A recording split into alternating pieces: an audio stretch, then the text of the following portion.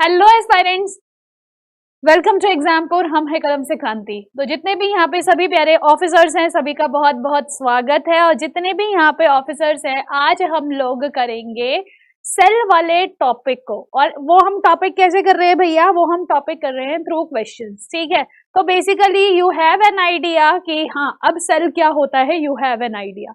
अब हम क्या करेंगे, अब हम आगे बढ़ेंगे, आगे बात करेंगे कि सेल में कौन कौन से क्वेश्चंस आ सकते हैं। देखो, अगर मैं सेल वाले चैप्टर की बात करूँ ना, आपके पेपर में एकदम टीक्यू आता है। टीक्यू का मतलब अब तक तो आपको याद हो ही गया होगा। टीक्यू बोले तो टुच्चे क्वेश्चन आते हैं सेल वाले चैप्टर से, ठीक है। कोई बहुत ज्यादा धुरंधर चैप्टर्स नहीं आते हैं आपके सेल वाले चैप्टर में। तो बेसिकली ये चीज ध्यान रखिएगा कि आपका जो सेल वाला चैप्टर है, इजी क्वेश्चन आने वाले हैं। डोंट वरी, बेसिक्स अगर पता होंगे तो you will get through it, ठीक है। तो जितने मेरे सभी प्यारे छात्र हैं, सभी को यहाँ पे गुड आफ्टरनून, जय हिंद, गुड आफ्टरनून। हाँ ठीक है।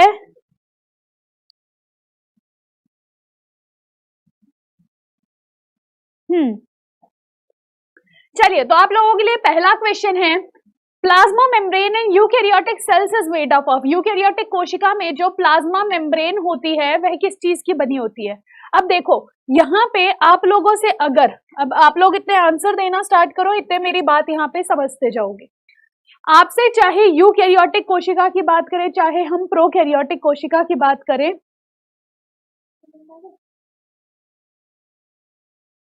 चाहे हम यूकैरियोटिक कोशिका की बात करें, चाहे हम प्रोकैरियोटिक कोशिका की बात करें, दोनों में जो सेल मेम्ब्रेन होती है, कोशिका झिल्ली होती है, वो किस चीज की बनी होगी? वो आपकी फॉस्फो लिपो प्रोटीन की ही बनी होती है। मतलब यहाँ पे फॉस्फेट्स मिलेंगे आपको, यहाँ पे आपको लिपिड्स यानी कि फैट्स मिलते हैं, और यहाँ पे आपको प्रोटीन्स देखने को मिलते हैं, ठीक है। ये क्या है? आपका फॉस्फोलिपोप्रोटीन आपको देखने को मिलता है।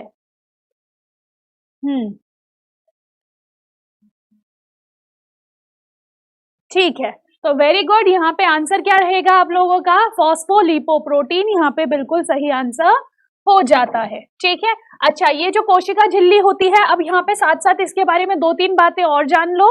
पहली चीज तो ये जो कोशिका झिल्ली होती है, ये फॉस्फोलिपिडोप्रोटीन की बनी होती है। आप इसको प्लाज्मा झिल्ली भी कहते हो, ठीक है, यानी कि सेल मेम्ब्रेन भी कहते हो और प्लाज्मा मेम्ब्रेन भी कहते हो।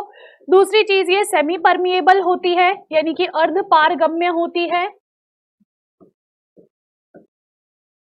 यानी कि यह अर्ध पारगम्य होती है। और इसके कारण क्या होता है? इसके कारण आपके जो भी मिनरल्स होंगे, जो भी यहाँ पे रिक्वायर्ड एलिमेंट्स होते हैं और अनरिक्वायर्ड एलिमेंट्स होते हैं, ये आदान प्रदान होते हैं, ठीक है। अगर प्लाज्मा मेम्ब्रेन की बात करूं, ये एक लिविंग पार्ट है, लिविंग पार्ट है सेल का, ठीक है। कोशिका का यह एक लिविंग पार्ट होता है। अगर जैसे में हम बात करते हैं सेल वॉल की, वो क्या होती है बच्चा? वो आपकी डेड पार्ट होती है, ठीक है। चलिए, वेरी गुड, सभी का आंसर बिल्कुल सही आया है। नेक्स्ट क्वेश्चन आप लोगों के सामने आ जाता है कि इनमें से किसे साइटोप्लाज्मिक अंग की यूकैरियोटिक कोशिका के अंदर का प्रोकैरियोटिक कोशिका कहते हैं? Which of the following cytoplasmic organelles are treated as prokaryotic cells within the eukaryotic cells? तो देखो, इस चीज को मैंने आपको दो तीन तरीकों से और बताया था, और वो क्या चीज थी? हाँ ठीक है, जय हिंद जय हिंद। जितने मेरे सभी प्यारे ऑफिसर्स यहाँ पे आके हमारे साथ जुड़े हैं, सभी का स्वागत है। सभी यहाँ पे फोकस करेंगे, इंपॉर्टेंट चैप्टर है, वन लाइनर्स वाले क्वेश्चंस इसमें आपके पेपर में बनते हैं। दूसरी चीज क्या आ जाती है स्टूडेंट्स की, ये जो आपके क्वेश्चंस होते हैं ये बहुत इजी है अगर आपने एक बार इनको समझ लिया तो, ठीक है। चलिए, तो यहाँ पे देखो, क्वेश्चन है आप लोगों से कि एक कोशिका है, और कैसी कोशिका है ये? यूकैरियोटिक कोशिका, ठीक है। यूकैरियोटिक का मतलब क्या होता है? इसके अंदर ट्रू न्यूक्लियस पाया जाता है। क्लास के एंड में प्रोकैरियोटिक यूकैरियोटिक दोनों को डिफाइन करूंगी, ठीक है, चिंता मत करो।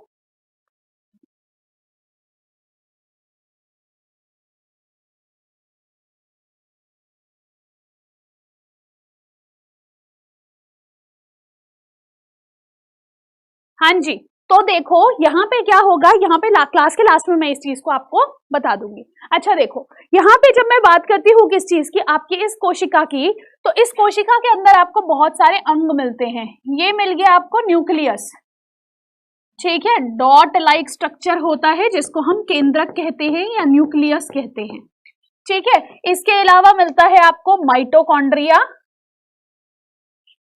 ठीक है। फिर इसके साथ साथ यहाँ पे न्यूक्लियस के साथ साथ क्या था आपका, एंडोस्केलेटन ऑफ द सेल था, जिसको हम क्या कहते हैं, जिसको हम कहते हैं एंडोप्लाज्मिक रेटिकुलम, यानी कि अंतःप्रद्रव्य जालिका। ये है माइटोकॉन्ड्रिया। अब इनमें से हम किस चीज को, देखो मैंने यहाँ पे क्या क्या, माइटोकॉन्ड्रिया, अच्छा गोल्गी बॉडीज, गोल्गी बॉडीज भी बना लेते हैं और लाइजोसोम्स बना लेते हैं। ये बन गए आपके लाइजोसोम्स और ये बन जाते हैं आपके गोल्गी निकाय,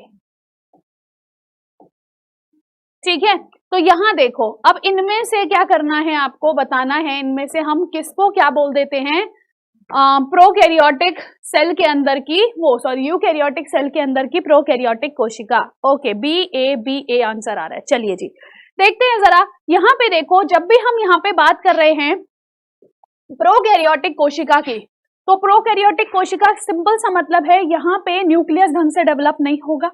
दूसरी चीज, यहाँ पे 70S राइबोसोम पाए जाएंगे, ठीक है, ये दो मुख्य बातें हैं। लेकिन किसके अंदर है, यूकैरियोटिक सेल के अंदर। अब आप याद करो कि जब भी हम किसी सेल की बात करते हैं तो हम सेल की दो प्रॉपर्टीज देखते हैं, ध्यान रखिएगा। सेल के बारे में जब बात होती है, सेल की 2 प्रॉपर्टीज देखी जाती हैं। 1, उसके अंदर डीएनए होना चाहिए फॉर रेप्लिकेशन, रिपीटिंग के लिए,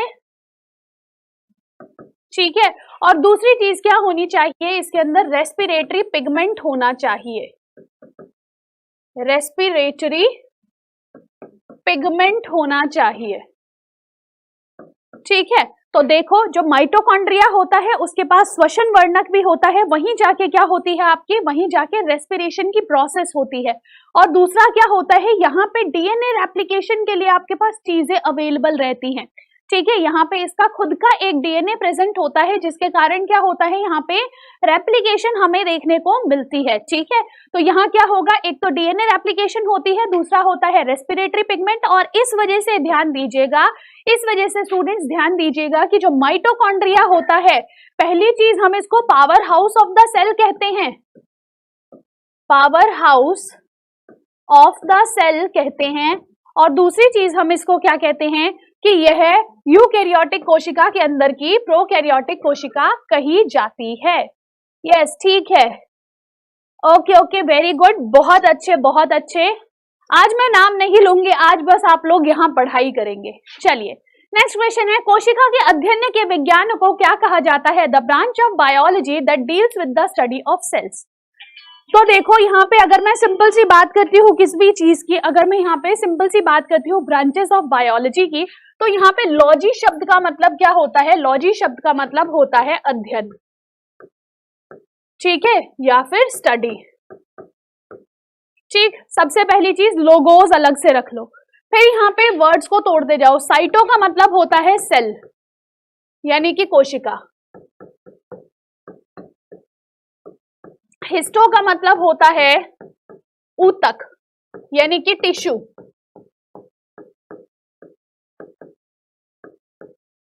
साइको, साइको मीन्स क्या, आपका जो साइकाट्रिक थिंग्स होती हैं, यानी कि आपके ब्रेन की फंक्शनिंग कैसी है, ठीक है, वो। फिजियो मीन्स क्या, आपके फिजिकल स्ट्रक्चर में जो आपके पूरी मूवमेंट है वहां की फंक्शनिंग कैसी है। तो फिजियोलॉजी आपके शरीर के मूवमेंट्स कैसे हैं वो, और साइकोलॉजी आपके ब्रेन की मूवमेंट्स कैसी हैं वो। हिस्टोलॉजी, ऊतक की स्टडी को हम हिस्टोलॉजी कहते हैं। यस, वेरी गुड, बहुत अच्छे, सभी का आंसर आ रहा है ए, वेरी गुड। तो यहाँ पे आंसर क्या हो जाएगा स्टूडेंट्स, ए साइटोलॉजी बिल्कुल सही आंसर यहाँ पे हो जाता है। नेक्स्ट क्वेश्चन है, सेल और tissue death within a living body is called as. किसी जीवित शरीर में कोशिका की मृत्यु को यह कहा जाता है। ध्यान दीजिएगा, इसको सिर्फ आपको ये वर्ड ध्यान रखना है, इससे ज्यादा कुछ याद रखने की जरूरत नहीं है, ठीक है।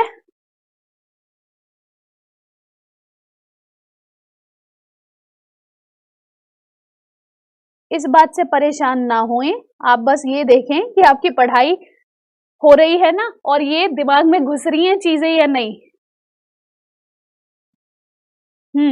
ए ओके, बी, हाँ ठीक है,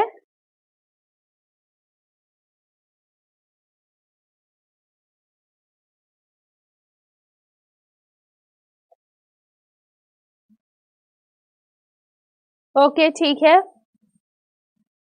B B B B B. चलो, तो यहाँ पे देखो नेफ्रोसिस, नेफ्रोसिस आप लोग आंसर कर रहे हैं। यहाँ पे देखें अभी तक किसी ने सही आंसर नहीं दिया, आंसर आ जाएगा नेक्रोसिस। नेक्रोसिस बेसिकली क्या होता है, यहाँ पे क्वेश्चन को दो तरीके से पूछा जाता, हाँ दोनों चीजें दे ही रखी हैं।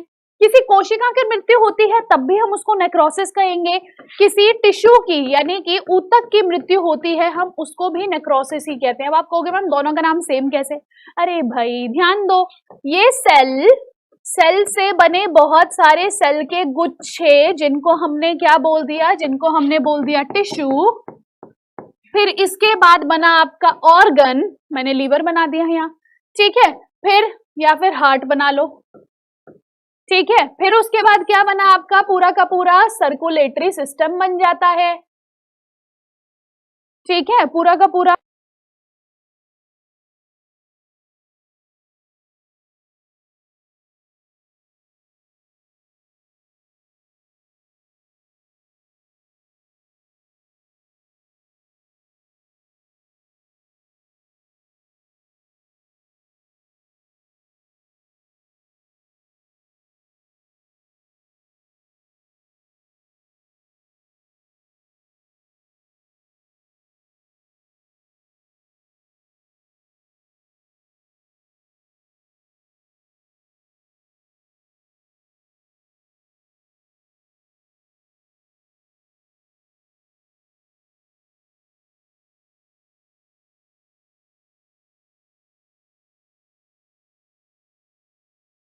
हाँ जी, चलिए, तो यहाँ पे क्या बन जाएगा आपका, ये ऑर्गन सिस्टम बन जाता है, सॉरी फॉर द डिस्टर्बेंस, ठीक है, तो ये क्या हो जाएगा आपका ऑर्गन सिस्टम बन जाएगा, और ऑर्गन सिस्टम से फिर क्या बन जाती है, पूरी बॉडी बन जाती है। अब चाहे सेल की मृत्यु हो चाहे टिश्यू की मृत्यु हो, वो सब क्या कहलाएगी, नेक्रोसिस ही कहलाएगी, ठीक है, यस, ओके ओके ओके, चलो जी बहुत बढ़िया। तो नेक्रोसिस आप लोगों को समझ में आ गया। यहाँ पे जब मैं न्यूट्रोफिल्स की बात करती हूँ तो आप लोगों ने ब्लड वाले चैप्टर में ऑलरेडी पढ़ लिया है, न्यूट्रोफिल्स क्या होते हैं, WBC का एक टाइप होता है, ठीक है, चलिए जी नेक्स्ट क्वेश्चन आ जाता है आपका, the structure of cells in which the structure in cells which contains light absorbing pigment is, प्रकाश को सोखने वाले पिगमेंट को पिगमेंट कोशिका के डैश में होते हैं। देखो आपको पता है हमारी जो कोशिका, हमारी नहीं प्लांट की जो कोशिका होती है उसके पास एक स्पेशल चीज होती है उस स्पेशल चीज को हम क्या कहते हैं कि यहीं पे उसकी किचन है, सेल की किचन है ये, ठीक है, ये क्या है, किचन ऑफ द सेल है, ठीक है, तो आंसर कीजिए किचन ऑफ द सेल किसको कहते हैं, कहां पे प्रकाश को एब्जॉर्ब करने के लिए आपके कुछ पिगमेंट्स पाए जाते हैं, आपको यह सब चीजें यहाँ पे आंसर करनी है। सी, ओके जी बिल्कुल, आज टेस्ट है।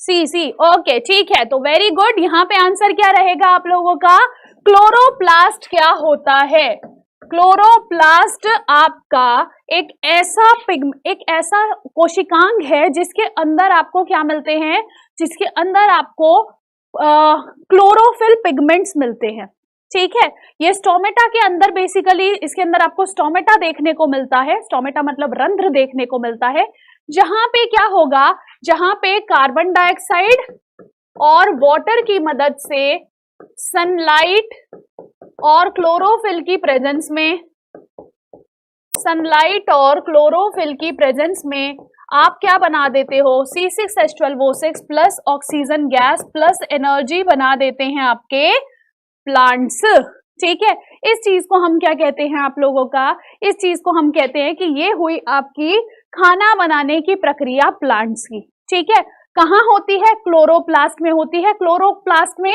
ये जो स्टोमेटा है, स्टोमेटा के पास कौन से सेल्स होते हैं, तो स्टोमेटा के पास, मैंने आपको ध्यान रखना है इस चीज को, स्टोमेटा यानी कि जो रंध्र होता है, स्टोमेटा यानी कि जो रंध्र होता है उसके पास होते हैं गार्ड सेल्स, और ये गार्ड सेल्स पानी की मदद से स्टोमेटा की ओपनिंग और क्लोजिंग को कंट्रोल करते हैं। कैसे? ये आपकी पत्ती, ठीक है, इस पत्ती के अंदर आपको क्या मिलेगा, इस पत्ती के अंदर आपको मान लीजिए यहां पे मिले स्टोमेटा, तो नॉर्मली ये जो स्टोमेटा रहेगा ये ऐसे करके बंद रहता है, ठीक है, लेकिन जब इसके अंदर, यहां बना देती हूँ इजी हो जाएगा मेरे लिए बनाना, ठीक है, ये नॉर्मली ऐसे बंद रहता है, लेकिन अब क्या हुआ, पत्ती में जड़ों से पानी आया, पानी आया और ये जो आपका स्टोमेटा है ना, ये क्या हो जाता है, मैं इसकी जगह यहाँ पे बना देती हूँ, ये स्टोमेटा अब फूल जाता है, ठीक है, वो जो इसके गार्ड सेल्स हैं ये क्या है, गार्ड सेल्स, गार्ड कोशिकाएं, ठीक है, तो ये जो गार्ड सेल्स होते हैं ये क्या होते हैं, अब ये फूल जाएंगे तो अंदर क्या है, ये स्टोमेटा है, और ये स्टोमेटा क्या करेगा, अब यही श्वसन प्रक्रिया करता है, ठीक है, बताया था ना आप लोगों को श्वसन प्रक्रिया कैसे होती है, तो यस वही है ये, ठीक है, तो बेसिकली श्वसन प्रक्रिया यही आपका क्या करेगा, स्टोमेटा करेगा, और साथ साथ खाने के लिए कार्बन डाइऑक्साइड को लेना वो भी इसी का काम है, सनलाइट को ट्रैप करना वो भी इसी का काम है। क्यों कर पाता है सनलाइट को ट्रैप, क्योंकि क्लोरोप्लास्ट के अंदर आपको मैग्नीशियम धातु मिलती है, ठीक है, कैरी हो गया ना मैम, इतना डेप्थ में क्यों, लेकिन रिवीजन के लिए आप लोगों का जो पेपर आ रहा है उसके रिवीजन के लिए हमें ऐसा करना पड़ेगा स्टूडेंट्स, ठीक है, हाँ ठीक है, चलिए नेक्स्ट है, इन्हें कोशिका का पावर प्लांट कहा जाता है, इन्हें कोशिका का पावर प्लांट कहा जाता है, which one of the following is also called the power plants of the cell, Golgi bodies, mitochondria, ribosome या लाइसोसोम, अभी अभी आंसर किया था, देखते हैं कौन सा ही आंसर करता है,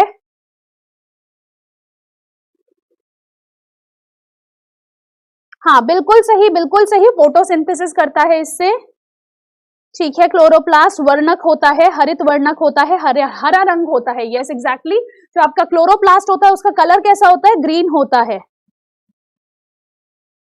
वेरी गुड। एक क्वेश्चन बहुत अच्छा पूछा आपने कि मैम जो प्लांट्स होते हैं वो कौन से कलर की लाइट में अपने प्रकाश संश्लेषण की प्रक्रिया करते हैं, मतलब अपना खाना बनाने का प्रोसेस करते हैं, तो याद रखिएगा प्लांट्स मैक्सिमम रेड और ब्लू कलर की लाइट में अपना फोटोसिंथेसिस की प्रक्रिया करते हैं, ग्रीन कलर की पूरी लाइट को ये वापस भेज देते हैं, इसीलिए प्लांट्स की जो पत्तियां होती हैं वो हमें हरे रंग की दिखाई देती हैं, यस वेरी गुड। जो बच्चे यहाँ पे राइबोसोम आंसर कर रहे हैं शर्म कर लो, क्लास अभी अभी देखनी शुरू करी है क्या, पीछे से क्लास जाके देखो दोबारा, ठीक है, तो यहाँ क्या रहेगा, माइटोकॉन्ड्रिया यहाँ पे power house of the cell हो जाता है, और ये जो अपनी ऊर्जा देता है ये एटीपी की फॉर्म में देता है, एटीपी को हम क्या बोलते हैं, एडेनोसिन ट्राइफॉस्फेट,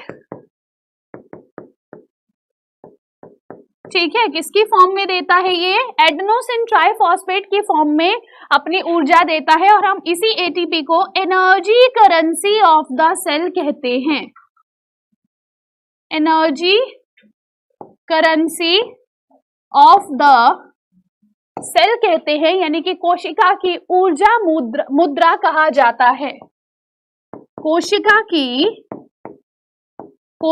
की ऊर्जा मुद्रा कहा जाता है,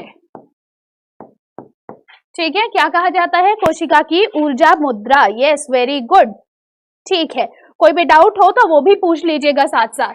तो यहाँ देखो आंसर हो जाएगा आपका माइटोकॉन्ड्रिया, क्यों, क्योंकि यहीं पे एक्चुअल में रेस्पिरेशन होता है, यहीं पे श्वसन होता है, और उसी श्वसन के कारण क्या होता है, जो भी आपका प्लांट है उसको ऊर्जा मिलती है, कैसे, इस फोटोसिंथेसिस की प्रक्रिया के द्वारा, ये जो एनर्जी मिली ये एटीपी की फॉर्म में मिली, जैसे हम लोगों को जो सैलरी मिलती है वो रुपया में मिलती है, ठीक है ना, रुपीज में मिलती है, ऐसे ही ये जो आपके पावर प्लांट्स होते हैं इनको जो ऊर्जा मिलती है, भाई देखो इनको, ये किसके लिए काम कर रहे हैं, ऊर्जा के लिए, ठीक है, तो बेसिकली इनको जो ऊर्जा मिलती है वो किस फॉर्म में मिलती है, एटीपी की फॉर्म में मिलती है, ठीक है, चलिए नेक्स्ट क्वेश्चन, पादप की कोशिका भित्ति डैश की बनी होती है? The plant cell wall is made up of, देखो ये है आपका एक प्लांट सेल और इसको चाहिए एक डबल झिल्ली, ठीक है। डबल झिल्ली क्यों चाहिए? क्योंकि इसको स्ट्रेंथ प्रोवाइड करनी है। चीनी जब लेने जाते हो तो उसको सिंगल थैली में नहीं लेके आते, ठीक है। नहीं तो मेरे यहाँ पे एक भैया थे, उन्होंने कैसे चीनी गिराई थी, आप भी वैसा ही कर दोगे कि वो बाइक से वो कहीं से टकरा गई, बाइक की साइड में लटकाते हुए ला रहे थे उस चीनी को, और वो कहीं से टकराई, फट गई, पूरे रास्ते चीनी बिखरती हुई, घर आके देखा चीनी कहाँ गई, चीनी गई खत्म, ठीक है। तो बेसिकली क्या कि वो जो चीनी है आप उसको सिंगल थैली में नहीं लाते, आप उसको डबल थैली में लेके आते हो ताकि ऐसा कुछ नुकसान होने से बच जाए, है ना। तो बेसिकली यहाँ पे भी क्या है, जो प्लांट सेल होता है इसकी भी आपको दो झिल्लियां मिलती हैं। पहली होती है आपकी सेल मेम्ब्रेन जो अंदर की तरफ है, और बाहर जो होती है सबसे बाहर वो होती है सेल वॉल यानी कि कोशिका भित्ति, और यह आपकी डेड होती है, मृत होती है, ठीक है। यह क्या होती है? डेड होती है। इसको किसने ढूंढा था? रॉबर्ट हुक ने ढूंढा था, रॉबर्ट हुक ने ढूंढा था, ठीक है। जब उन्होंने सेल ढूंढा था तब उन्हें सिर्फ ये कोशिका भित्ति ही दिखाई दी थी, और प्लांट के लिए ये बनी होती है सेल्यूलोज की। याद करो जब डाइजेशन पढ़ाया था तब मैंने आपको बताया था आपका जो एनस होता है वहां से जो बाहर निकलता है वो फाइबर होता है, सेल्यूलोज होता है जो आप पचा नहीं पाते, ठीक है। तो ये प्लांट का ही पार्ट होता है जो हम पचा नहीं पाते हैं, ठीक है। तो सेल्यूलोज क्या है? वो ही कोशिका भित्ति है। चलिए नेक्स्ट क्वेश्चन है, which of the following organism doesn't fit into the cell theory? इनमें से कौन सा ऐसा कोशिका है जो कोशिका सिद्धांत को नहीं मानता? मतलब कौन सी ऐसा जीव है जो कोशिका सिद्धांत को नहीं मानता? बैक्टीरिया, वायरस, फंगी या फिर प्लांट्स?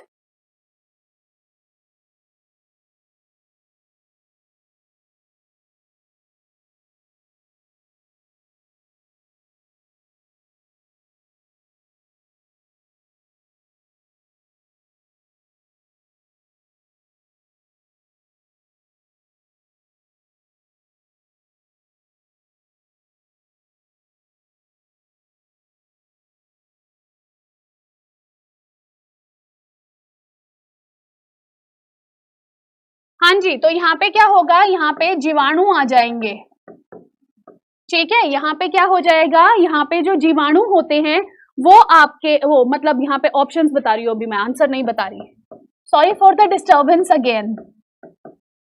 विषाणु, कवक और पादप, क्या आंसर करोगे इसमें से? देखते हैं यहाँ पे कौन आंसर करेगा इसका।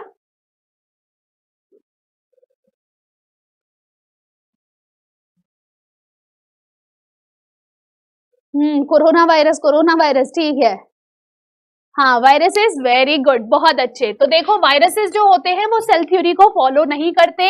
अगर हम एक बैक्टीरियोफेज को डिजाइन करें तो हमें क्या दिखता है कि ये जो आपका बैक्टीरिया है, ये जो आपका वायरस है, बैक्टीरियोफेज बोलते हैं हम इसको। तो ये जो वायरस है ये क्या है, इसमें अंदर तो है आपका डीएनए या आरएनए, दोनों में से कोई एक चीज है। बाहर इसके एक प्रोटीन कैप्सूल है, प्रोटीन कैप्सूल है, ठीक है। और यही क्या है, यही आपका वायरस है। जब तक ये बाहर पड़ा हुआ है, इस पेन पे पड़ा हुआ है, वो मृत है।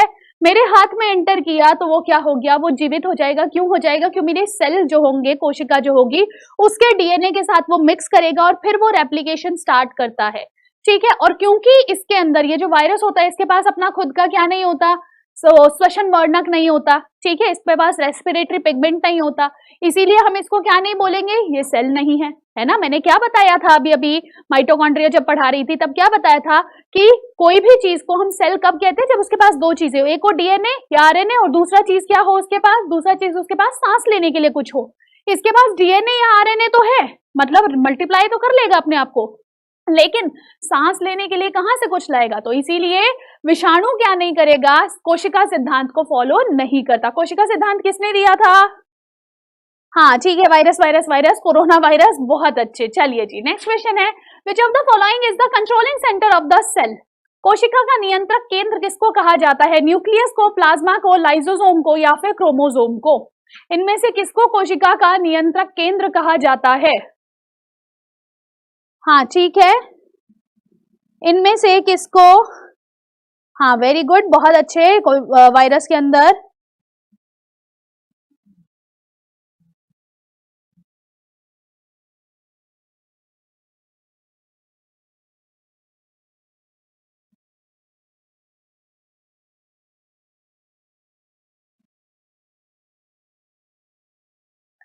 ठीक है। Very good, Schleiden and Schwann. और इसके अलावा किसने दिया था बच्चा, इसके अलावा रुडोल्फ विर्चो थे जिन्होंने दी थी आपकी कोशिका सिद्धांत। ठीक है, वेरी गुड, आधे आधे करके आंसर दे रहे हो लेकिन वेरी गुड, अच्छी बात है। कोशिका का नियंत्रण केंद्र, कंट्रोलिंग सेंटर या फिर ब्रेन ऑफ द सेल आप किसको कहते हो, कंट्रोलिंग सेंटर या फिर ब्रेन ऑफ द सेल आप किसको कहते हो, आप केंद्रक को कहते हो। ठीक है, तो जो आपका केंद्रक होता है आप उसको क्या कहते हो, controlling centre of the cell कहते हो, यानी कि कोशिका का कंट्रोलिंग भाग कहते हो। ठीक है, कोशिका का नियंत्रक केंद्र कहते हो। प्लाज्मा क्या होता है, प्लाज्मा बेसिकली आपके रक्त के अंदर पाया जाता है, जो क्या करता है, जो आपके बाकी सभी रक्त के एलिमेंट्स को, जो भी आपके सॉलिड पार्टिकल्स होते हैं, जितने भी सेल्स होते हैं उनको फ्लोट कराने में मदद करता है। लाइसोसोम क्या है, सुसाइडल बैग होता है, सुसाइडल बैग होता है। ठीक है, फिर क्रोमोसोम क्या है, ये आपकी रेप्लिकेशन यूनिट्स हैं। ये क्या है, इनके अंदर जेनेटिक मटेरियल कंटेन होता है। ठीक है, तो यहाँ पे इस क्वेश्चन का आंसर क्या हो जाएगा, न्यूक्लियस हो जाएगा। नेक्स्ट क्वेश्चन है, कोशिका की आत्मघाती थैली है। अभी सवाल का आंसर दे दिया, बताओ मैंने। अब देखते हैं कौन आंसर करेगा इसका।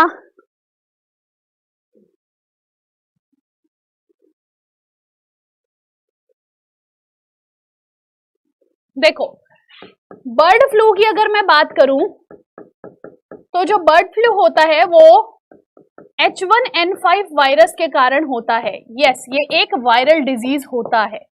ठीक है, ये क्या है, एक वायरल डिजीज है जिसके अंदर जो बर्ड्स होते हैं उनके अंदर ये वायरस रेप्लिकेट करता है, और उसके बाद अगर इंसान उनको ईट करते हैं तो उनके थ्रू वो उनके अंदर भी आ जाता है, इंसानों के अंदर भी आ जाता है। अच्छा, ए होगा, ठीक है, ओके ओके। चलिए, तो यहाँ पे क्या आ जाएगा, सुसाइडल बैग्स क्या होते हैं, लाइसोसोम। चलो लाइसोसोम की बात करते हैं। क्या है लाइसोसोम, बेसिकली आपका एक कोशिका है, कोशिका के अंदर बहुत सारे अंग है। अगर वो ढंग से काम नहीं करते हैं, अगर वो ढंग से काम नहीं करते हैं तो ये लाइसोसोम क्या करता है, ये लाइसोसोम कहता है अगर तूने ढंग से काम नहीं किया ना, मैं तुझे नौकरी से निकाल दूंगा, ठीक है, या मैं तुझे जान से मार दूंगा। तो ये बेसिकली क्या करता है, ये लाइसोसोम इन सब की रखवाली करता है कि ढंग से काम कर रहा है कि नहीं कर रहा, सुपरवाइजर है बेसिकली। ठीक है, और अगर ये ढंग से काम नहीं करते तो इन कोशिकांगों को मार देता है ये। ठीक है, कहता है एकदम तेरे को मैं नौकरी से तो क्या ही निकालू, मैं तुझे मार दूंगा, बिल्कुल खत्म। ठीक है, अच्छा, लेकिन कभी कभार क्या होता है, लाइसोसोम जो है ना वो देखता है कि सभी लोग काम नहीं कर रहे, कहते जब सब काम नहीं कर रहे मैं क्यों काम करूं, और फिर क्या करेगा ये, फिर एकदम से ये ना फट जाता है, इसको गुस्सा आ जाता है, कहते मैं हूं एटम बॉम्ब, मैंने जो अपने ऊपर ये जैकेट वैकेट पहन रखी है, इसको मैंने बटन प्रेस किया और फट गया। ठीक है, जैसे ये फटा है तब ये क्या करेगा, पूरी की पूरी कोशिका को खा जाता है। ठीक है, मतलब पूरी की पूरी कोशिका क्या हो जाती है, मर जाती है, वहां पे नष्ट हो जाती है। क्यों हो जाती है, क्योंकि ये जो लाइसोसोम होता है इसके अंदर हाइड्रोलिटिक एंजाइम होते हैं, कंटेन्स हाइड्रोलिटिक एंजाइम्स। ठीक है, इसके अंदर क्या होते हैं स्टूडेंट्स, हाइड्रोलिटिक एंजाइम्स होते हैं। हाइड्रोलिटिक एंजाइम का मतलब क्या है, जो क्या कर दे, जो पाचन कर दे। ठीक है, जो जल अपघटन कर देते हैं। ठीक, तो ये क्या करते हैं, कैसे एंजाइम हैं, जल अपघटन करने वाले एंजाइम हैं, जल अपघटन करने वाले एंजाइम होते हैं, करने वाले एंजाइम इसमें होते हैं, एंजाइम होते हैं। ठीक है, किसके अंदर, आपके इस कोशिका के अंदर। ठीक है, यस, वेरी गुड। तो आप लोगों ने बिल्कुल सही आंसर किया, यहाँ पे लाइसोसोम आंसर आ जाएगा। लाइसोसोम को हम सुसाइडल बैग क्यों कहते हैं, आपको ये भी समझ में आ गया होगा। अगर आपकी कोशिका ढंग से काम नहीं कर रही होती है तो ये अपने आप को, इसके अंदर ये जो एंजाइम्स होते हैं इसको पूरी कोशिका में फैला देता है, जिसकी वजह से पूरी कोशिका नष्ट हो जाती है। इसीलिए हम इसको क्या कहते हैं, सुसाइडल बैग बोलते हैं, या फिर atom bomb of the cell बोलते हैं। ठीक है, नेक्स्ट क्वेश्चन है, which liquid is contained inside the nucleus of the cell. देखो, जो आपकी कोशिका होती है, कोशिका के अंदर दो प्रकार के द्रव मिलते हैं। पहला तो है कोशिका के अंदर का द्रव, जिसको हम कहते हैं साइटोप्लाज्म, और दूसरा है कोशिका के न्यूक्लियस के अंदर का द्रव। ये है केंद्रक यानी कि न्यूक्लियस। इस केंद्रक के अंदर जो द्रव है, इस केंद्रक के अंदर जो द्रव है उसको हम क्या कहते हैं? उसको हम कहते हैं न्यूक्लियोप्लाज्म, ठीक है। और सेल के अंदर जो द्रव है उसको हम क्या कह देते हैं? साइटोप्लाज्म कह देते हैं, ठीक है, यानी कि कोशिका द्रव कह देते हैं, ठीक है। तो यहां पे आंसर क्या हो जाएगा? तो यहां पे आंसर क्या हो जाएगा? H1N5 वायरस किस चीज में पाया जाता है? ये आपके बर्ड्स में पाया जाता है बच्चा, बर्ड्स में।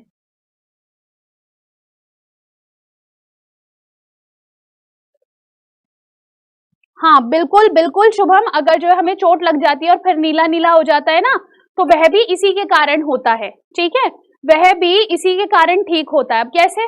मान लीजिए जैसे मैंने अगर मैं बात करूं, मैं क्या हुई, मैं चल रही थी, चलते चलते मैं इस बोर्ड से टकरा गई, मेरे को यहाँ पे नीला नीला हो गया। तो नीला नीला होने का मतलब क्या होता है? आप लोग इतने अगले क्वेश्चन का आंसर करना, और जिसको नहीं पता वो सुनेंगे। नीले नीले होने का मतलब क्या है? यहाँ की सेल ना मर गई है, ठीक है। अब वो मर गई है तो इस वजह से क्या होगा? यहाँ पे वो लाश सड़ने लगती है, ठीक है, कोशिका की लाश सड़ने लगेगी। क्या होगा? वो जो उस कोशिका, जैसे देखो यहाँ पे नीला नीला हुआ, इसके आसपास की जो कोशिका हैं वो देखेंगे, ओ माय गॉड, हमारे पड़ोसी की मृत्यु हो गई, ठीक है। ये अपने लाइजोसोम को बुलाएंगे, कहते देख हमारा पड़ोसी मर गया। लाइजोसोम कहता है इतना क्यों परेशान हो रहे हो, मैं अभी अपना एंजाइम इसके पास भेज देता हूं। और इसने कहा ये ले ऐसे ऐसे छू, ठीक है, जैसे इसने अपना एंजाइम भेजा इसके पास, ये जो लाश थी ये खत्म हो गई, यहाँ से नष्ट हो गई, और यहाँ जो आपका धीरे धीरे जो नील होता है वो भी खत्म हो जाता है, ठीक है। Yes, very good. चलिए इस क्वेश्चन का आंसर क्या हो जाएगा? यह कोशिकांग केवल पादप कोशिका में पाया जाता है, तो इसका आंसर है आपका सेल वॉल। देखिए यहाँ पे अगर मैं बात करूं, दो इंपॉर्टेंट क्वेश्चंस बनते हैं। पहला क्वेश्चन है कि ऐसा कौन सा कोशिकांग है जो खाली सेल वॉल में पाया जाता है, ठीक है। तो खाली सेल वॉल में पाया जाने वाला जो आपका कोशिकांग होता है वह आपका क्या रहता है? कोशिका भित्ति रहती है, ठीक है। और खाली एनिमल सेल में पाया जाने वाला जो सेल वो कोशिकांग होता है, खाली एनिमल सेल में जो पाया जाने वाला कोशिकांग है उसको हम क्या कहते हैं स्टूडेंट? उसको हम कहते हैं सेंट्रोजोम, ठीक है, उसको हम क्या कहते हैं? सेंट्रोजोम। बाकी न्यूक्लियस माइटोकॉन्ड्रिया और लयन का, ये प्लांट में भी मिलेगा, ये एनिमल में भी मिलेगा। यस, वेरी गुड, बहुत अच्छे, मतलब एकदम ना बहुत ही बढ़िया बढ़िया सा काम कर देते हो, कभी कभार तो दिल खुश काम कर देते हो। हाँ ठीक है, चलिए नेक्स्ट क्वेश्चन आ जाता है। Endoplasmic reticulum are rough because of dash present on their surface. देखो आपके ये जो बार बार कोशिका बनानी पड़ रही है, अगली बार क्या करूंगी, अगली बार जब ऐसा टेस्ट लूंगी ना, एक कोशिका बैकग्राउंड में डाल के लेके आऊंगी, ताकि जो है जब जब आपका ये क्वेश्चन कराया जाए, क्वेश्चन में कोशिका पहले से बनी हुई हो और हम सिर्फ उसमें ना मार्क करते जाए चीजों को, ठीक है। अगली बार ऐसा करेंगे। ये आपका एंडोप्लाज्मिक रेटिकुलम, ये आपके गोल्गी निकाय, ये आपके राइबोसोम्स,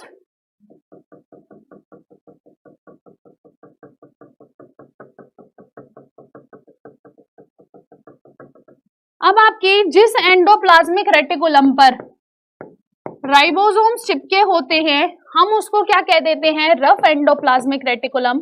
और यहाँ पे काम क्या होता है? यहाँ पे इसको हिंदी में क्या बोलेंगे? रफ अंतःप्रद्रवी जालिका, अंतःप्रद्रवी जालिका,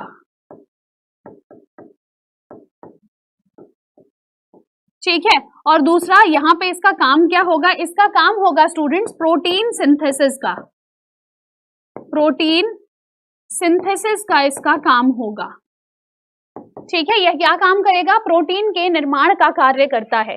इधर जब मैं स्मूथ एंडोप्लाज्मिक रेटिकुलम की बात करती हूँ स्टूडेंट्स, तो ये स्मूथ एंडोप्लाज्मिक रेटिकुलम क्या करता है, या फिर इसको हम बोलते हैं चिकनी अंतःप्रद्रवी जालिका, अंतःप्रद्रवी जालिका तो इसकी अगर मैं बात करूं स्टूडेंट्स, हमें यहाँ क्या पता चलेगा कि प्रोटीन सिंथेसिस नहीं करेगा, ये फैट सिंथेसिस करेगा। ठीक है, फैट कैसा होता है भैया, अगर घी को हाथ लगाते हो हाथ एकदम चिकना चिकना सा हो जाता है, तो बस उसी से याद रखिएगा। फैट सिंथेसिस कौन करता है, चिकनी अंतःप्रद्रव्य जालिका करती है। और प्रोटीन सिंथेसिस कौन करता है, प्रोटीन सिंथेसिस साइट।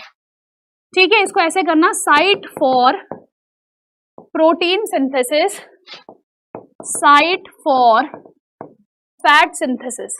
ठीक है, तो यहाँ पे देखो ये जो साइट्स हैं ये क्यों हैं, तो देखो बेसिकली यहाँ पे क्या है, क्योंकि राइबोसोम यहाँ पे आया। राइबोसोम क्या है, प्रोटीन फैक्ट्री, प्रोटीन निर्माण करने वाला है ये। ठीक है, तो इसी वजह से ये क्या है, यहाँ पे राइबोसोम की प्रेजेंस की वजह से यहाँ पे प्रोटीन का निर्माण होता है। यस, वेरी गुड, बहुत अच्छे, सभी ने राइबोसोम बिल्कुल सही आंसर किया। Next question, what is the nature of cell membrane. जो सेल मेम्ब्रेन होती है, जो कोशिका झिल्ली होती है, उसका नेचर क्या होता है, वो सेमी परमेएबल होती है, यानी कि अर्ध पारगम्य होती है, सॉरी पारगम्य होती है, अर्ध पारगम्य होती है,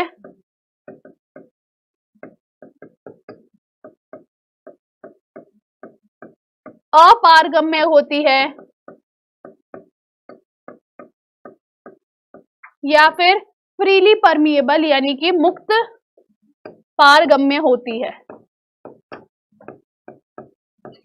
क्या आंसर करेंगे आप स्टूडेंट्स, यहाँ पे क्या आंसर आ जाएगा, यस वेरी गुड, बहुत अच्छे, तो बिल्कुल सही यहाँ पे आंसर आ जाएगा आपका, ये सेमी परमिएबल होती है, यानी कि अर्ध पारगम्य यह पाई जाती है आपकी कोशिका झिल्ली। ठीक है, कैसी पाई जाती है, कोशिका झिल्ली आपकी अर्ध पारगम्य पाई जाती है। ठीक है जी, चलिए नेक्स्ट क्वेश्चन चलते हैं। यह कोशिकांग कोशिका के श्वसन क्रिया के लिए कार्य करता है। Which of the following cell organelle is responsible for the cellular respiration. Golgi bodies, जिसको हम गोल्गी काय कह देते हैं,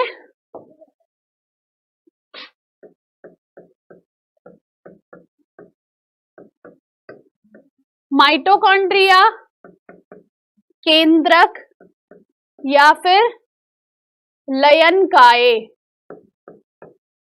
क्या आंसर करेंगे आप लोग यहाँ पर,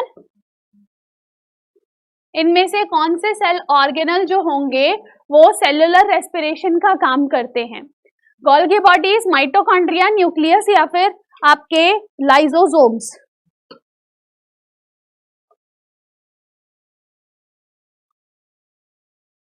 बी, ओके, बी, ठीक है, अच्छा गोल्गी बॉडीज भी आंसर कर रहे हैं कुछ बच्चे, ओके ओके।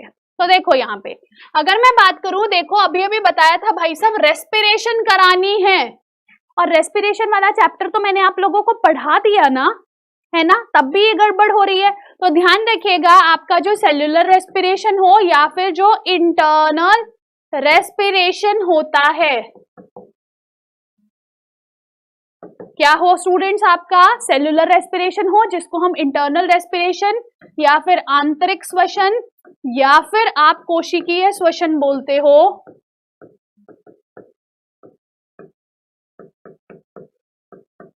वो कैसे होता है स्टूडेंट्स, ये जो कोशिकीय श्वसन होगा ये आपका माइटोकॉन्ड्रिया में होता है। ठीक है, कहाँ होता है ये आपका, माइटोकॉन्ड्रिया में होता है। ठीक है, और जो बच्चे गोल्गी काय आंसर कर रहे हैं, गोल्गी काय बेसिकली ट्रांसपोर्टेशन का काम करता है, ये आपका ट्रांसपोर्टेशन डिपार्टमेंट है, ट्रांसपोर्टेशन विभाग है। ठीक है, एनर्जी को एक स्थान से दूसरे स्थान पे स्थानांतरित करने का काम किसका होता है, आपके इस गोल्गी निकाय का होता है। ठीक है, यस वेरी गुड। चलिए नेक्स्ट क्वेश्चन आ जाता है, what is the name of a group of similar cells performing a specific function. जो कुछ ऐसी कोशिकाएं हैं जो सेम सा काम करती हैं, उनको हम क्या कहते हैं, टिश्यू कहते हैं, ऑर्गन कहते हैं, ऑर्गन सिस्टम कहते हैं, या फिर सेल्यूलर ऑर्गेनाइजेशन कहते हैं। हम उनको ऊतक कहते हैं, हम उनको ऊतक कहते हैं, अंग कहते हैं, अंग तंत्र कहते हैं, या फिर आप कोशिकीय संगठन कहते हैं, कोशिकीय संगठन कहते हैं। ठीक है, आपके कोशिकीय संगठन इसको कहा जाता है। Okay okay, tissue tissue mitochondria, okay very good जी, बहुत अच्छे। तो name of a group of similar cells performing a specific function, उसको हम क्या कहेंगे? ऊतक, अंग, अंगतंत्र या कोशिकीय संगठन। आंसर क्या आ जाता है स्टूडेंट्स? आंसर आ जाता है आपका टिश्यू, बिल्कुल सही आंसर यहाँ पे आ जाता है। अभी भी बताया था ना, सेल से बना टिश्यू, टिश्यू से बना ऑर्गन, ऑर्गन से बना ऑर्गन सिस्टम, ऑर्गन सिस्टम से बना बॉडी, ऑर्गन सिस्टम से बना बॉडी। ठीक है, तो ये आपके कोशिकांग हो जाते हैं। Yes, very good. Cell within a cell, अब कैसे पूछ रहे हो? Cell within a cell, mitochondria. Last question आज का, हु डिस्कवर्ड न्यूक्लियस? न्यूक्लियस की खोज किसने करी? ओके, केंद्रक की खोज किसने की? Robert Brown, Robert Fontana, Antonie Leeuwenhoek या नन ऑफ द अबव?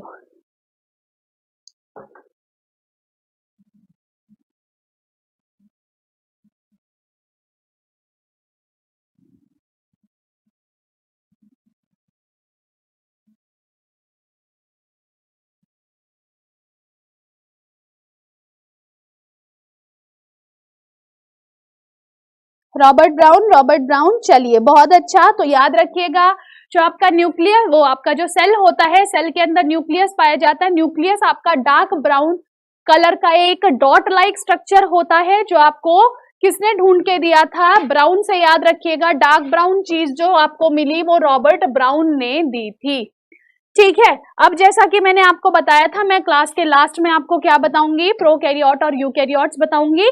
तो देखिए, प्रोकैरियोट और यूकैरियोट में सिर्फ क्या फर्क होता है, इतना ध्यान रखिएगा। प्रोकैरियोट सेल जो होता है ना, ये रहा प्रोकैरियोट सेल और ये रहा यूकैरियोट सेल। आप कहोगे मैम हमें तो एक जैसे लग रहे हैं। अब देखो, प्रोकैरियोट सेल के अंदर जो न्यूक्लियस होगा ना, वो है फैला हुआ, उसमें जो स्ट्रैंड्स है वो कुछ पता ही नहीं है क्या है कहाँ नहीं है। ठीक है, लेकिन जो यूकैरियोट सेल होता है ना, उसमें जो न्यूक्लियस है वो ढंग से प्रॉपर्ली मैनेज्ड होता है, ये न्यूक्लियस। और इसके आसपास आपको एक न्यूक्लियर मेम्ब्रेन भी मिलती है। इसके ये ऐसा फैला हुआ क्यों है? क्योंकि इसके आसपास एक मेम्ब्रेन या तो अभी बनी नहीं है या फिर अभी अंडर प्रोसेस है। ठीक है, यहाँ पे देखो, इस वर्ड प्रोकैरियोट और यूकैरियोट का मतलब क्या होता है?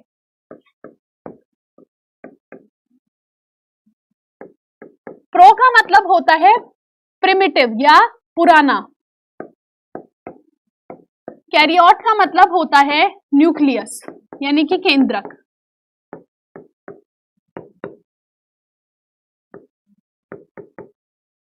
ठीक है, तो प्रोकैरियोट क्या हुआ स्टूडेंट्स? जिसमें पुराना सा केंद्रक पाया जाए। और यूकैरियोट क्या होता है? यूकैरियोट मतलब जिसके अंदर ट्रू न्यूक्लियस आपको मिलता है, ट्रू न्यूक्लियस आपको मिलता है, यानी कि वास्तविक केंद्रक आपको मिलता है। इसके आसपास आपको एक न्यूक्लियर मेम्ब्रेन फुली डेवलप्ड मिलती है, न्यूक्लियर मेम्ब्रेन फुली डेवलप्ड होती है। यहां पे क्या लिखोगे? यहां पे नो और अंडर डेवलप्ड न्यूक्लियर मेम्ब्रेन।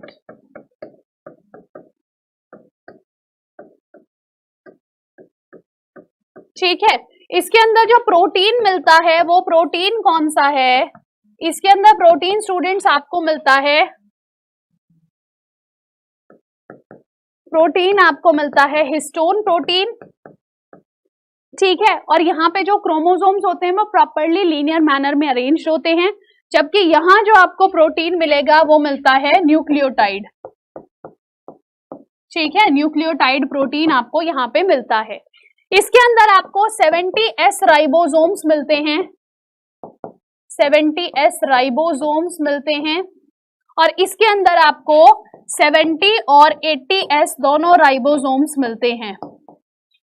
ऐसा क्यों? तो जरा सोचिएगा, मैंने आपको अगर बोल रही हूं 70 और 80S की, तो जो माइटोकॉन्ड्रिया होता है उसमें मैंने आपको बताया था 70S राइबोसोम पाया जाता है माइटोकॉन्ड्रिया के अंदर। लेकिन जो आपका पूरा सेल होता है जिसमें माइटोकॉन्ड्रिया मिलेगा, वहां पे आपको 80S राइबोसोम मिलता है उसके केंद्रक के अंदर, ठीक है। ओके, ठीक है, चलिए अब इसके अलावा क्या यहाँ पे एक और बात आती है, वो क्या है, इसके अंदर मेम्ब्रेन बाउंड जो आपके ऑर्गेनल्स होते हैं, चाहे उनमें एक झिल्ली हो चाहे दो झिल्ली हो, एक झिल्लीदार और दो झिल्लीदार कोशिकांग यूकेरियोट में मिलते हैं, लेकिन प्रोकैरियोट के अंदर आपको जो भी झिल्लीदार कोशिकांग होते हैं वो नहीं मिलते। यहाँ पे सिर्फ आपको राइबोसोम मिलता है, यहाँ माइटोकॉन्ड्रिया नहीं मिलेगा, यहाँ पे आपको लाइसोसोम नहीं मिलता है, ठीक है, न्यूक्लियर मेम्ब्रेन भी ढंग से डेवलप नहीं है। तो इसका मतलब क्या है, बहुत ही पुराना है, अभी नया नया बनना शायद स्टार्ट हुआ होगा, ठीक है। देखो होता है ना कि जब इंसान जो है क्या था, जब पुराने जमाने का इंसान था वो कुछ अजीब तरीके से चलता होगा, वो चलता नहीं, अजीब तरीके का कपड़े पहनता होगा, अजीब तरीके से रहता होगा, लेकिन धीरे धीरे हमने अपने अंदर मॉडिफिकेशंस लाई। ऐसे ही ये प्रोकैरियोट्स थे, अभी ये मॉडिफिकेशंस हो रही हैं और वो यूकैरियोट में कन्वर्ट होते हैं, ठीक है। अच्छा, यहाँ पे इसके एग्जाम्पल्स क्या हो जाएंगे, bacteria, blue green algae, blue green algae को आप सियानोबैक्टीरिया भी कहते हो, सियानोबैक्टीरिया भी कहते हो, जबकि आपका यूकैरियोट क्या होगा, फंगी, प्लांट, एनिमल, प्रोटिस्टा, ये सब इसके एग्जाम्पल्स आ जाते हैं, ठीक है।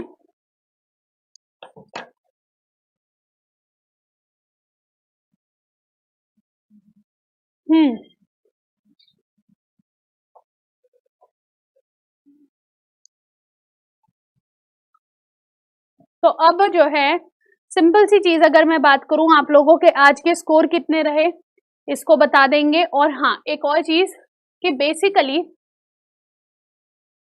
अभी ना रिसेंटली मैंने एक एड देखा, उस एड के अंदर एक लाइन बड़ी अच्छी थी, या एक कहानी छोटी सी बड़ी अच्छी थी, कि एक बार ना एक इंसान ट्रैवल कर रहा होता है, किसके अंदर, एक इंसान ट्रैवल कर रहा होता है ट्रेन के अंदर, ठीक है। ये एड है, यूट्यूब पे ये एड चल रहा है काफी ज्यादा, ठीक है। तो वो इंसान ट्रैवल कर रहा होता है ट्रेन के ऊपर, तो वो जब वो ट्रेन पे ट्रैवल कर रहा होता है, टिकट चेकर आता है, वो उससे टिकट मांगता है, वो इंसान पूरे में टिकट ढूंढता है, उसको कहीं टिकट नहीं मिलता है, ठीक है, उसको कहीं पे भी टिकट नहीं मिलता है। अब वो जो है ना बहुत पागल सा हो रहा है कि क्या क्या टिकट है, क्या टिकट, कहाँ गया कहाँ गया। तो टिकट चेकर कहते हैं कोई बात नहीं, अगर टिकट नहीं मिल रहा है दैट्स ऑल राइट, हम जो है आपका एक नया टिकट क्रिएट करवा देते हैं, आपको बस थोड़े से मतलब पैसे वगैरह देने पड़ेंगे। कहते हैं उसकी टेंशन किसको है, टेंशन तो मुझे ये है, मेरा टिकट खो गया, मुझे यही नहीं पता मेरे को जाना कहाँ है। आप लोगों को अगर आपका स्कोर अच्छा नहीं आ रहा है तो कहीं ना कहीं आप जो है ना एक अंधेरे रास्ते में चल रहे हो, ठीक है, और उस अंधेरे रास्ते में से उजाले की तरफ आपको अब आना पड़ेगा, अपनी पढ़ाई स्टार्ट करनी पड़ेगी, ठीक है। तो बेसिकली यहाँ पे आप लोगों को इस चीज को ध्यान रखना है, ओके, ठीक है।